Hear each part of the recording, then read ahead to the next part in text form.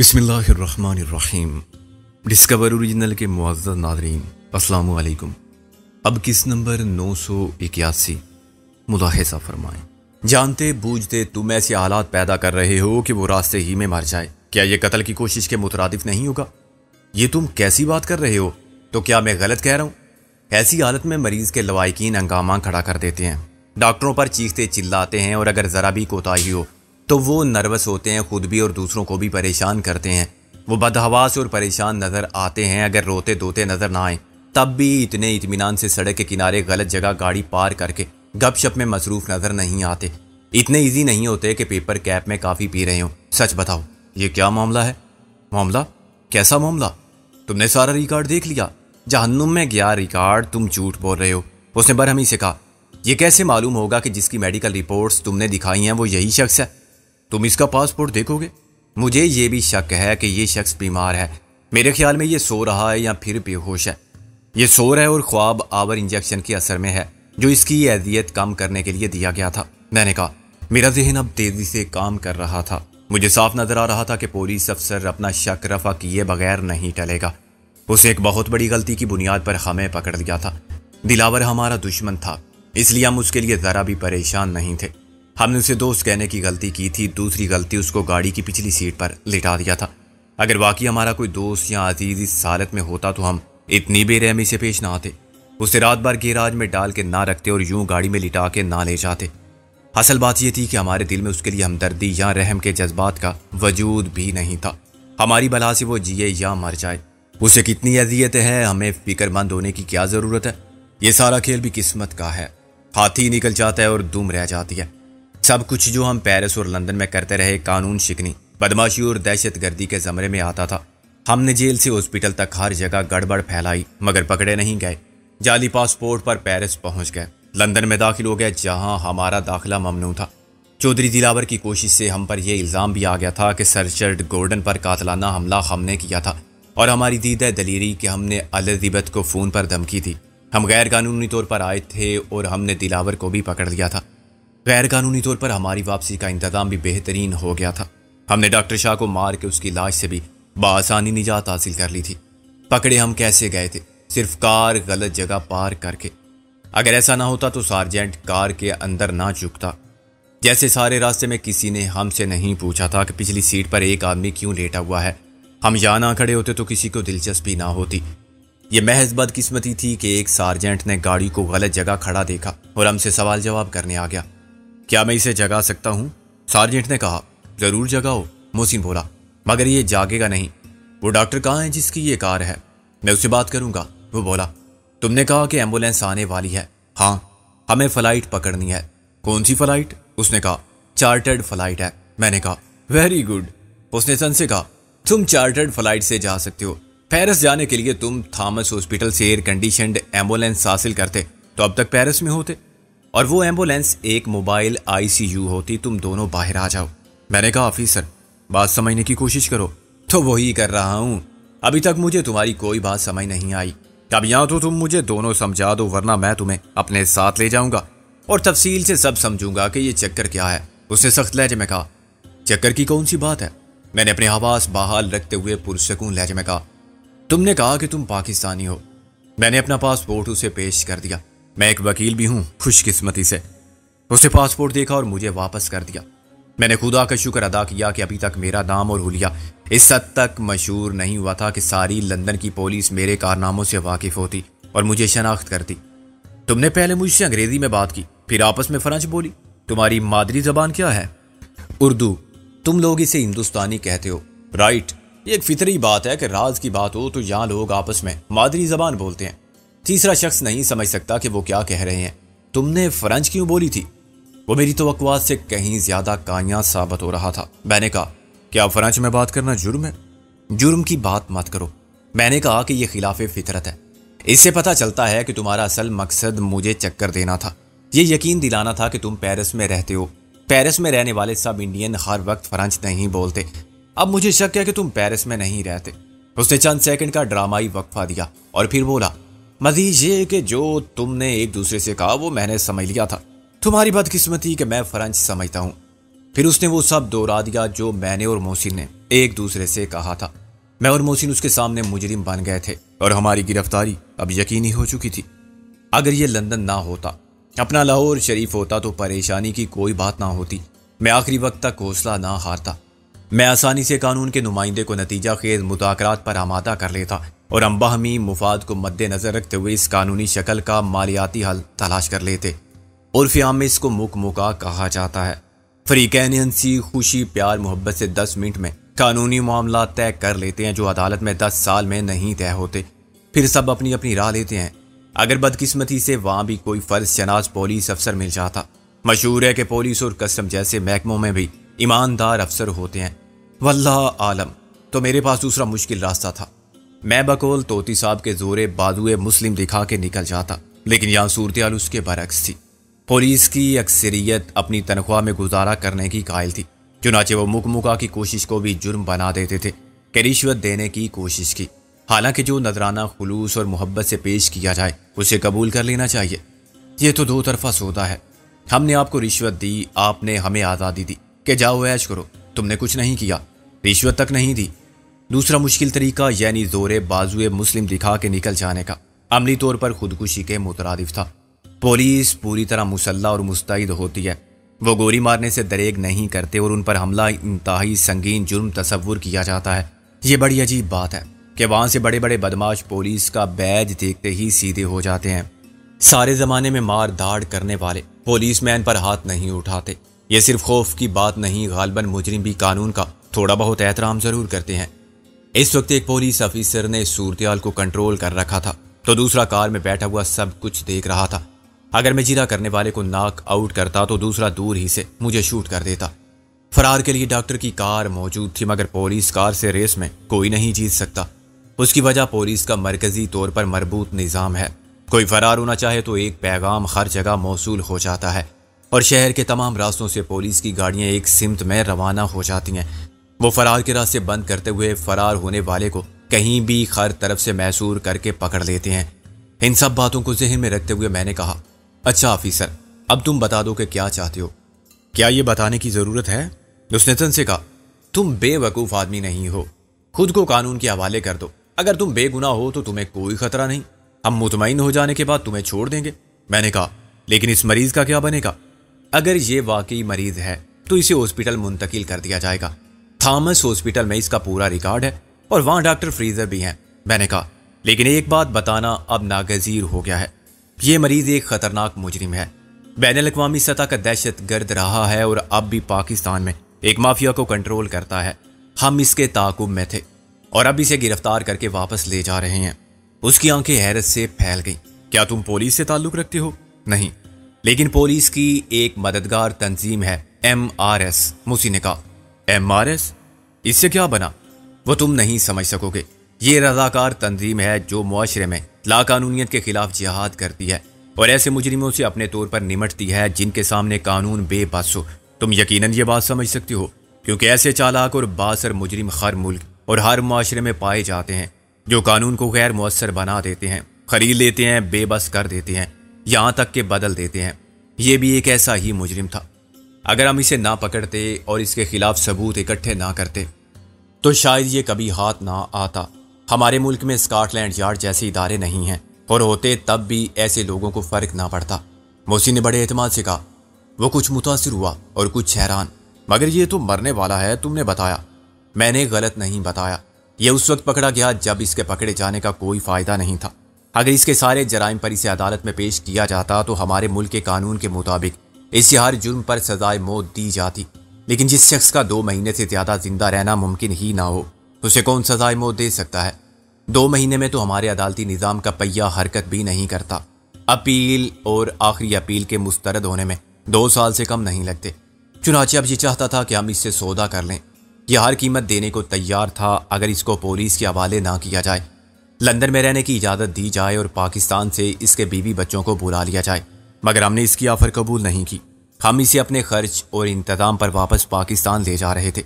اس نے ساری لایا، اگر یہ سب درست ہے تو پھر تمہیں پولیس اسٹیشن جا کے وضاحت کرنے میں اعتراض نہیں ہونا چاہیے۔ میں نے کہا، ہم قانون سے تعاون کرنے والے لوگ ہیں اور کبھی اپنی قانونی حدود سے تجاوز بھی نہیں کرتے، تو صرف قانون کی مدد کے لیے۔ اعتراض کا سوال ہی پیدا نہیں ہوتا۔ محسن نے کہا تمہیں یہ جان کر خوشی ہوگی کہ ہم نے 4 سال اسی لندن شہر میں تعلیم حاصل کرتے گزارے تھے۔ یہاں ہمارے بہت سے مستند حوالے ہیں، بہت سے لوگ ہمیں جانتے ہیں، فرانچ ہم نے یہیں رہ کے سیکھی تھی۔ خوشی مجھے اس وقت ہوگی جب یہ سچ ثابت ہو جائے گا۔ تمہاری وہ ایمبولینس سب تک کیوں نہیں آئی؟ میں کیا کہہ سکتا ہوں؟ جو شخص مجھے یہاں انتظار کرنے کے لیے کہا گیا تھا وہ غائب ہے۔ ممکن ہے اس نے پولیس کو دور سے دیکھ لیا ہو۔ مطلب یہ کہ وہ اب نہیں آئے گا۔ ایسی صورت میں ہم پولیس کی ایمبولینس منگوا سکتے ہیں۔ وہ بولا تم میرے ساتھ آؤ اور دیکھو چالاک بننے کی کوشش مت کرنا۔ تمہیں یہ جملہ بولنے کی عادت ہو گئی ہے۔ میں نے پولیس کار کی طرف چلتے ہوئے کہا تم شریف آدمی سے اور بدماش سے ایک ہی لہجے میں بات کرتے ہو۔ قانون میں 2 لہجے شریفانہ اور غیر شریفانہ نہیں ہوتے، اس نے سپاٹ لہجے میں کہا، اور نہ ہم کسی کی صورت سے یا باتوں سے متاثر ہوتے ہیں۔ مجھے اور محسن کو پولیس کار میں بٹھانے کے بعد اس نے ڈرائیونگ سیٹ پر بیٹھے ہوئے شخص سے کہا ایک ایمبولینس کال کرو، اسے یہ لوکیشن دو۔ ایک خطرناک مریض کو فول پروف پولیس کسٹڈی میں تھامس ہاسپٹل شفٹ کرنا ہے۔ ایمبولینس کے آنے تک وہ ایک لمحے کے لیے بھی ہماری طرف سے غافل نہیں ہوا۔ یہ معلوم ہو جانے کے بعد کہ وہ فرانچ سمجھتا ہے، میں نے محسن سے اردو میں بات کرنا مناسب سمجھا۔ مجھے یہ شخص نیک اور رحم دل لگتا ہے شیروانی صاحب، بجائے ارشاد یہ تھانے لے جا کے ہماری خاطر تواضع کرے گا، ہم سے رو رو کے اپنی بے مروتی پر معافی مانگے گا، اور پھر ہمیں تحفے طائف دے کر اپنی کار میں رخصت کرنے ایئرپورٹ آئے گا۔ میرا مطلب ہے کہ اسے ہم پر ابھی تک یہ شک نہیں کہ ہم خود بھی مفرور مجرم ہیں اور حدود برطانیہ میں غیر قانونی طور پر قیام پذیر ہیں، لیکن اسے معلوم ہو جائے گا۔ محسن بولا جب تک اسے کچھ پتہ چلے ہمارے پاس ایک چانس ہے، ہم اسے تفصیل سے چودھری دلاور کے جرائم سے آگاہ کریں، یہ بتائیں کہ ہمارا اس کو یہاں آ کے پکڑنا اور اپنے ساتھ لے جانا کیوں ضروری تھا۔ ہم ڈاکٹر شیلی کا حوالہ دے سکتے ہیں اور اس کے قتل سے پہلے چودھری دلاور نے جو دورے قتل کی واردات کی تھی اس کے چشمدید گواہ کو بلوا سکتے ہیں۔ محسن نے کہا اگر ہم یہاں کے قانونی معاملات میں ملوث ہو گئے تو پھر پھنس جائیں گے۔ ڈاکٹر شیلی مرڈر کیس کا حوالہ کافی ہے، اگر پولیس چاہے تو یہاں وزارت داخلہ یا خارجہ کے متعلقہ افسر سے شہادت بھی حاصل کر سکتی ہے۔ وہ ایک برطانوی شہری تھی اور اس کے قتل کی تفتیش کے مسئلے پر دونوں حکومتوں کے درمیان سرکاری سطح پر مراسلت بھی ہوئی تھی۔ ان کو بتایا جا سکتا ہے کہ لاہور کے نامور وکیل کون ہیں۔ ایک خاتون بیرسٹر ہیں مس رابعہ قاری، وہ اتفاق سے پیرس میں مقیم ہیں۔ اتفاق سے؟ میں نے محسن سے اتفاق کیا۔ اس کے علاوہ ایک عبدالودود منظر ہے اور وقار یوسف، بے وقوف آدمی۔ وقار یوسف میں خود ہوں۔ خوب یاد دلایا، میں آپ کو سکندر بخت سمجھے بیٹھا تھا۔ میں نے اسے خونی نظروں سے دیکھا۔ تو کیوں مجھے اپنا قاتل بنانا چاہتا ہے آخر؟ ایسے میرا نام لینے کا کیا مقصد ہے؟ محسن نے کہا معاف کرنا، روانی میں زبان پر آ گیا۔ مجھے روانی میں پھانسی ہو جائے گی، پھانسی نہ صحیح، جیل میں چکی پیستے جوانی ضرور گزر جائے گی، آپ کہہ دیں گے سوری۔ محسن نے کہا لے بھائی، مسلح ایمبولینس آ گئی۔ میں نے کہا وہ خبیث آئی جیک بھاگ گیا، اس نے تاڑ لیا ہوگا کہ دال میں کچھ کالا پڑ گیا ہے، ہمیں اس کا نام لینے کی ضرورت نہیں، وہ آدمی پھر ہمارے کام آ سکتا ہے 2-4 سال بعد جب ہم یہاں کاؤنٹی جیل سے رہا ہوں گے۔ محسن بولا اللہ سب ٹھیک کرے گا، یہ مت بھولو کہ تم ابھی تک MRS کے چیف ہو، چیف کیٹو۔ اب دیکھنا چاہیے کہ ہم کس حد تک اور کیسے پولیس کو متاثر کرتے ہیں۔ میں نے مایوسی سے سر ہلایا، یہ لوگ آسانی سے متاثر نہیں ہوتے، حقائق کچھ بھی ہوں ان کی قانونی منطق اپنی جگہ رہتی ہے۔ پولیس آفیسر ایمبولینس کے روانہ ہوتے ہی میرے ساتھ آ بیٹھا، اب اس نے ریوالور بھی نکال لیا تھا۔ محسن اگلی سیٹ پر تھا اور بہت پرسکون نظر آنے کی کوشش میں تھا۔ میں نے غلطی کی تم کو یہ بتا کے کہ مجھے فرانچ آتی ہے، میرے ساتھ بیٹھنے والا بولا۔ اب تم آ گئے ہو اپنی مادری زبان پر، یہ مشورہ تم نے ہی دیا تھا، کوئی بات نہیں، عقل مند آدمی سے بھی غلطی ہو جاتی ہے۔ محسن مسکرا دیا۔ تمہارے خیال میں پولیس اسٹیشن پہنچ کے ہمیں کتنا وقت ضائع کرنا پڑے گا؟ پولیس کے پاس ضائع کرنے کے لیے وقت نہیں ہوتا، وہ برا مان کے بولا۔ یہ تم پر منحصر ہے کہ تم کتنی دیر میں خود کو بے قصور ثابت کرتے ہو۔ کیا سچ کو بھی ثبوت کی ضرورت ہوتی ہے؟ میں نے کسی فلسفی کی طرح کہا ہوتی ہے عدالت میں۔ پولیس اسٹیشن بڑی جدید وضع کی خوبصورت اور صاف ستھری عمارت تھی، ہمیں ایک علیحدہ کمرے میں بٹھا دیا گیا۔ میں نے کہا اس سے پہلے کہ تم مجھے میرے قانونی حقوق یاد دلاؤ، میں تم کو یاد دلا دوں کہ میرا تعلق بھی قانون کے پیشے سے ہے۔ تم نے میرے پاسپورٹ پر میرا پیشہ دیکھا ہوگا۔ اس نے اقرار میں سر ہلایا۔ اور تم کیا چیز ہو؟ وہ محسن سے بولا۔ میں وہ چیز ہوں جسے صاف ہی کہتے ہیں، میری شہرت واقعی بین الاقوامی ہے۔ محسن بولا ٹھیک ہے، اب یہ بتاؤ کہ تمہیں اپنی صفائی میں کیا کہنا ہے؟ اس نے ہمارے مقابل بیٹھ کر کہا اپنی صفائی میں؟ میں نے کہا ہم نے کیا جرم کیا ہے کہ ہم اپنی صفائی پیش کریں آفیسر؟ وہ مجھے گھورنے لگا۔ ہوشیار مت بنو، تم جانتے ہو کہ تم نے کیا کیا ہے۔ میں نے کہا تم بھی مجھے دبانے کی کوشش مت کرو، تم کسی مجرم سے نہیں ایک معزز وکیل سے بات کر رہے ہو۔ گاڑی غلط جگہ پر کھڑی ہوئی تھی میں مانتا ہوں، مگر میں بتا چکا ہوں کہ وہ گاڑی میری نہیں تھی۔ تم کاغذات دیکھ کے تصدیق کر چکے ہو کہ وہ گاڑی کس کی تھی، میں اسے چلا بھی نہیں رہا تھا۔ اگر اس میں بیٹھنا میرا جرم ہے تو بتاؤ۔ تم نے ایک مریض کے بارے میں غلط بیانی کی۔ کیا غلط بیانی کی؟ میں نے کہا اب تک تمہاری پولیس ایمبولینس ہاسپٹل پہنچ گئی ہوگی، تم تصدیق کر سکتے ہو کہ وہ برین ٹیومر سے مرنے والا ہے، اس کی آخری سٹیج ہے اور وہ ساری رپورٹس اسی کی ہیں۔ موسی نے کہا اور جب یہ ثبوت مل جائے گا تو ہم تمہارے خلاف کیس کریں گے۔ تم نے ہمیں جھوٹا کہا، بے وجہ پریشان کیا، اختیارات سے ناجائز فائدہ اٹھاتے ہوئے ہمیں گرفتار کر کے پولیس اسٹیشن لائے۔ یہ کہا کہ فرینچ بولنا جرم ہے، ہمیں اپنی مادری زبان میں بات کرنی چاہیے۔ تم کون ہوتے اور کس نے اختیار دیا ہے تمہیں کہ کسی کو مادری زبان میں بات کرنے پر مجبور کرو؟ میں نے کہا وہ کنفیوز ہو گیا۔ دیکھو بلا وجہ شور مت کرو، یہ شور ہے؟ شریفانہ گفتگو کو تم شور کہتے ہو؟ تم نے ہمیں پیرس جانے سے روکا، ہماری چارٹرڈ فلائٹ تھی، اس کا نقصان کون پورا کرے گا؟ پولیس ڈپارٹمنٹ یا تم نے کہا تھا کہ وہ مریض ایک خطرناک مجرم ہے۔ ہاں، کاؤنٹی جیل میں ایک نیگرو ہے جارج، بلا شبہ وہاں جارج بہت ہوں گے، مگر اس کا کیس حال ہی میں بہت مشہور ہوا تھا۔ اسے جیل کے اندر قتل کرنے کی کوشش کی گئی تھی۔ اس کے انگریز وکیل نے، جس کا نام اس وقت مجھے یاد نہیں آ رہا، جیل حکام کو نوٹس بھی دیا تھا۔ تم اس وکیل کو بلاؤ اور وہ تم کو پوری ہسٹری بتائے گا چودھری دلاور کی۔ یہ چودھری دلاور کون ہے؟ وہی مریض جس کو تم نے ہاسپٹل بھیج دیا۔ اس پر پاکستان کی ایک عدالت میں بھی ایک برٹش ڈاکٹر کو قتل کرنے کا کیس چل رہا ہے۔ وہ یہاں سے لاہور گئی تھی اور اسے وہیں قتل کر دیا گیا تھا۔ حال ہی میں اس کی لاش دوبارہ نکال کے پوسٹ مارٹم کیا گیا تو جرم دلاور پر ثابت ہوا، وہ بھاگ کے لندن آ گیا۔ کیا نام تھا اس لیڈی ڈاکٹر کا؟ Doctor Shelley. میں نے کہا یہ دلاور لندن میں اس ڈاکٹر کی ماں کو اور اس کے شوہر کی ایک گرل فرینڈ کو پہلے ہی قتل کر کے فرار ہو گیا تھا۔ اسی کے شوہر کا نام جارج ہے۔ جارج خود تمہیں سب کچھ بتا سکتا ہے اگر تم کاؤنٹی جیل جا کے پوچھو۔ وہاں جانے کی کیا ضرورت ہے؟ ہم فون پر معلوم کر سکتے ہیں۔ ضرور معلوم کرو، بہتر یہ ہوگا کہ تم جارج کے وکیل کو بلا لو، اس کا نام الفریڈ ہے۔ میں نے کہا وہ ہمیں شناخت بھی کر سکتا ہے۔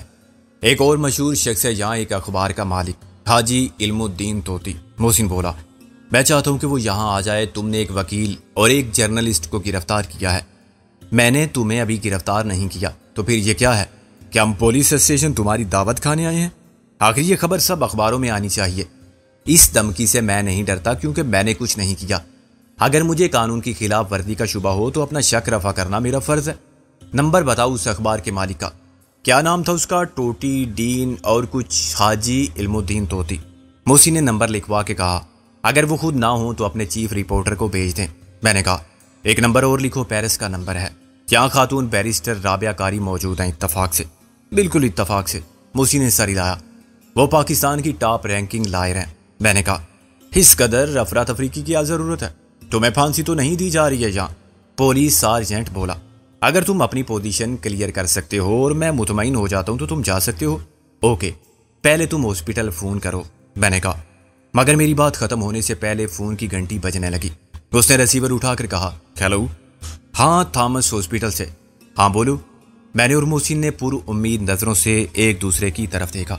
سارجنٹ اپنے ماتحت سے بات کر رہا تھا اور بیچ بیچ میں ساری لا کے کوئی سوال بھی پوچھ رہا تھا۔ چند منٹ کے بعد اس نے ریسیور رکھ دیا اور ہمیں دیکھنے لگا۔ اپنی شکست پر ندامت کے آثار اس کی آنکھوں سے عیاں تھے۔ کیوں؟ کیا معلوم ہوا؟ میں نے کہا تمہاری بات کی تصدیق ہوگی، اس مریض کی حالت واقعی نازک ہے۔ ہاسپٹل والوں نے اسے داخل کرنے سے انکار کر دیا ہے۔ وہ کہتے ہیں کہ اب ہم کچھ نہیں کر سکتے، اس کو ریڈیو تھراپی کی ضرورت ہوگی۔ ریڈیو تھراپی کے بارے میں ابھی ڈاکٹرز نے کوئی حتمی فیصلہ نہیں کیا کہ کب ہوگی اور کتنی۔ ریڈیو تھراپی کی مقدار کا تعین مریض کی حالت اور قوت برداشت کے مطابق کیا جاتا ہے۔ میں نے کہا کیا اب تم اسے اپنے گھر رکھو گے؟ موسی نے کہا میں نے کہا یا وہ ایمبولینس ہی اسے پیرس پہنچا دے گی۔ سارجنٹ نے سوچ کر کہا اگر تم چاہتے ہو تو یہ انتظام بھی ہو جائے گا اور میرا مشورہ ہے۔ میں نے کہا ہمیں تمہارے مشورے کی ضرورت ہوگی تو ہم مانگ لیں گے۔ محسن بولا اب تم الفریڈ کو بلا لو، یعنی پہلے میں کاؤنٹی جیل کے کسی افسر سے بات کروں، پھر تمہاری اسی مشہور جارج کا حوالہ دوں، اسے بلوا کے وکیل کا صحیح نام اور فون نمبر لکھ لوں اور پھر وکیل سے کہوں کہ یہاں آ جائے۔ ہاں، اگر وہ گھر پر موجود ہو یا آفس میں اور تمہاری حکم پر دوڑا چلا آئے۔ میں نے کہا मैं कोशिश करता हूँ। जब तक तुम कोशिश में मसरूफ हो, हमारे लिए खाने पीने का इंतजाम करो, अदायगी हम करेंगे। तुम कुछ भी मंगवा सकती हो। मैंने कहा कॉफ़ी और सैंडविच, आमलेट, पनीर और सलाद वाले जिसमें गोश्त ना हो। मैंने कहा जब तुम फ़ोन करके फारिग हो जाओ तो फ़ोन मुझे देना, मैं 1-2 कॉलें करूँगा। फिर आधे घंटे तक हम इत्मीनान से बैठे रहे। काफ़ी और हमारी पसंद के सैंडविच जाने तक उर्दू में बात करते रहे और अपनी हिकमत अमली तय करते रहे। एक सच तो साबित हो गया। मैंने कहा दूसरा भी साबित हो जाएगा। जॉर्ज या उसका वकील बता देंगे कि चौधरी दिलावर एक कातिल है और मफरूर मुजरिम है। कहीं वो यहाँ के दौरे कत्ल का केस न शुरू कर दें और दिलावर को यहाँ ना रोक ले। जॉर्ज उन्हें बता देगा कि दिलावर का लाहौर की अदालत में पेश होना भी ज़रूरी है। डॉक्टर शीली मर्डर केस में सब कुछ उसके बयान पर है। उसने उतना ही बता दिया जितना पूछा गया, तो फिर कोई खतरा नहीं। और उसने शुरू कर दी पूरी जुल्म की दास्तान, तो शायद मामला बिगड़ जाए। सार्जेंट फ़ोन पर बात करते हुए कनखियों से हमें देखता जा रहा था, क्योंकि उर्दू के जुमलों में उसने डॉक्टर शीली मर्डर केस और जॉर्ज का जिक्र भी सुना था। तकरीबन 10 मिनट के बाद उसने थक कर रिसीवर रख दिया। मैं तो नाकाम हो गया तुम्हारी उस जॉर्ज से रब्ता करने में। उसका पूरा नाम क्या है, नंबर क्या है? मैंने फ़ोन खुद ले लिया। काउंटी जेल का नंबर बताओ। काउंटी जेल में मुझे भी अच्छी खासी बहस करनी पड़ी, मगर मेरी इस बात का ज़्यादा असर हुआ कि मैं वकील हूँ। वो मुझे जॉर्ज का वकील समझे, और जब मैंने इन वाक़यात के हवाले से बात की जो गुज़िश्ता 3 रोज़ में जॉर्ज के साथ पेश आए थे, तो मतलूबा जॉर्ज को तलाश कर लिया गया। उसकी आवाज़ सुन के मैंने कहा हेलो जॉर्ज, कौन हो तुम? वो बोला वही जिसका नाम लेकर एक दुश्मन चौधरी दिलावर ने तुम्हें जहरीली सिगरेट पिला दी थी। सिकंदर बख्त? तुम सिकंदर बख्त हो? वो चिल्ला कर बोला। हाँ, मगर यहाँ मैं पुलिस स्टेशन पर बैठा हूँ। ये लोग मानने पर तैयार नहीं कि चौधरी दिलावर मुजरिम है। हम उसे लाहौर ले जा रहे थे। तुम मुझे सिर्फ डॉक्टर शीली के बारे में बताओ। मैंने रिसीवर सार्जेंट को थमा दिया। उसने जॉर्ज की बात सुनी, लेकिन साफ जाहिर था कि उसका जोश व खरोश पहले से बहुत कम हो गया है। वो मजबूरन जॉर्ज की गवाही सुनता रहा, जिससे चौधरी दिलावर वाकई खतरनाक मुजरिम साबित होता था। मैंने सिर्फ लफ्ज़ का इस्तेमाल किया था, मगर मुझे कम उम्मीद थी कि जॉर्ज उसे नोट करेगा। अंदेशा ज़रूर था कि वो इस सियाल के जज्बात में चौधरी दिलावर को गालियां देगा तो उसके खिलाफ पूरी फर्द जुर्म पड़ देगा। सार्जेंट के और जॉर्ज के दरमियान खासे ज़ोरदार मुकालमे हुए थे। स्याह सफ़ेद नस्लों के तासुब की बुनियाद पर भी उन्होंने एक दूसरे को गालियां दी, मगर सार्जेंट अपने मतलब की बात मालूम करने में कामयाब रहा। अगर स्पीकर वाला फ़ोन होता तो हम जॉर्ज की बात भी सुनते। सार्जेंट के एक तरफा मुकालमों से भी हमने अंदाज़ा कर लिया कि जॉर्ज ने हमारे बयान की तस्दीक कर दी है। अच्छा काले कुत्ते, अब भौंकना बंद करो। मुझे ये बताओ कि तुम्हारे वकील का नाम क्या है और टेलीफोन नंबर क्या है। बोलो, बकवास मत करो। सार्जेंट ने एक कागज़ पर कुछ लिखा और फिर रिसीवर को धड़ से क्रैडल पर मारा। बास्टर्ड। मैंने कहा तुम्हारा चेहरा सुर्ख हो रहा है, माथे पर पसीना है, कहीं तुमको हार्ट अटैक तो नहीं हो रहा? तुम्हारा ब्लड प्रेशर बहुत बढ़ गया है सच सुन के। मोहसिन बोला तुम मुझे कुछ परेशान भी नजर आ रहे हो। सिर्फ तुम्हारा ख्याल है, वो गुर्रा के बोला, और फिर जॉर्ज के वकील का नंबर मिलाने लगा। हस्बे तवक्को अल्फ्रेड ने सार्जेंट से बात करने से इनकार कर दिया। उसकी सेक्रेटरी ने कह दिया कि वो क्लाइंट्स के साथ मसरूफ़ है और उसे डिस्टर्ब नहीं किया जा सकता। जब वो फारिग होगा तो तुम्हें फ़ोन करेगा। सार्जेंट ने सख्त तौहीन महसूस की। क्या समझता है वो खुद को? आखिर मेरा कौन सा ज़ाती काम था? अब उसका फ़ोन आने तक तुम बैठो। मैंने कहा क्या मैं कोशिश करके देख सकता हूँ? शायद पुलिस मैन के मुकाबले में वो अपने हम पेशा वकील की बात सुनने के लिए वक्त निकाल ले। उसने फ़ोन मेरी तरफ खिसका दिया। मैंने नंबर मिला के उसकी सेक्रेटरी से कहा मैं वकार यूसुफ एडवोकेट बोल रहा हूँ। मुझे एक क्लाइंट के मसले पर ज़रूरी बात करनी है। मामला उसकी ज़िंदगी और मौत का है। सेक्रेटरी ने लाइन मिला दी। मैंने अल्फ्रेड की हेलो सुनी। आई एम सॉरी कि मैंने तुम्हें डिस्टर्ब किया। दरअसल मुझे पुलिस ने पकड़ लिया है। मैंने कहा फिर क्या तुम मुझसे तवक्को रखते हो कि मैं क्लाइंट्स को छोड़ के तुम्हारी ज़मानत कराने के लिए दौड़ा चलाऊं? ओह नो, यहाँ एक सार्जेंट मौजूद है जो हमारी बात पर यकीन करने को तैयार नहीं। तुम डॉक्टर शीली मर्डर केस के मुल्जिम को जानते हो ना? वो कौन है? चौधरी दिलावर। उसकी वजह से वो नेग्रो जॉर्ज जेल में बंद है। उसने जॉर्ज को भी जेल में कत्ल करने की कोशिश की थी। ओह यस, मुझे याद आ गया। अब क्या मामला है?